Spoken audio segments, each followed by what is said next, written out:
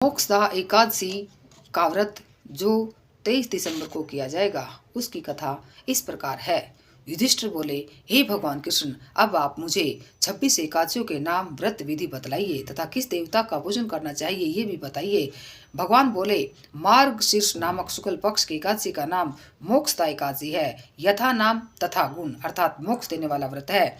12 मासों में से मैं मार्गशीर्ष को उत्तम मानता हूँ। गीता में मैं ये अर्जुन से कह चुका हूँ। इसलिए कृष्ण पक्ष की एकादशी से प्रेम उत्पन्न होता है और शुक्ल पक्ष की एकादशी से मोक्ष मिलता है। इस व्रत में दामोदर भगवान का पूजन करना चाहिए।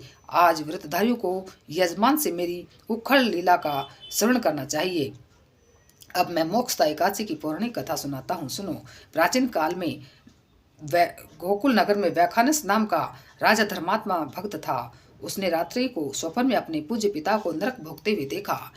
प्रातःकाल ज्योतिषविद पाठी ब्राह्मणों से पूछने लगा, मेरे पिता का उद्धार कैसे होगा? ब्राह्मण बोले, यहाँ समीप में पर्वत ऋषि का आश्रम है, उसकी शरणागत से आपके पिता शीघ्र ही स्वर्ग को चले जाएंगे। राजा पर्वत मुनि की शरण में गया, दंडवत करके कहने लगा, मुझे रात्रि को स्वप्न में पिता का दर्शन हुआ।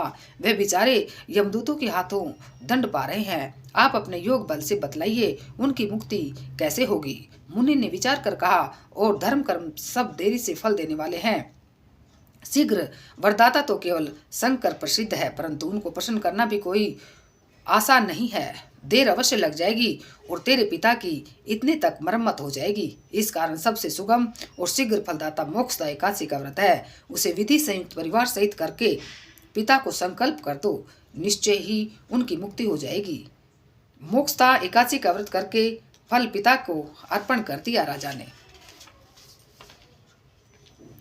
उसके प्रभाव से वह स्वर्ग को चला गया। मोक्षदा एकादशी का मातम्य जो सुनता है, जो पढ़ता है, उसे वाजपेयी यज्ञ का फल मिलता है। बोल नारायण भगवान की जय, एकादशी मैया की जय।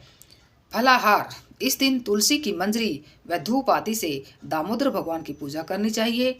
इस दिन बिल्व पत्र का सागार लेना चाहिए।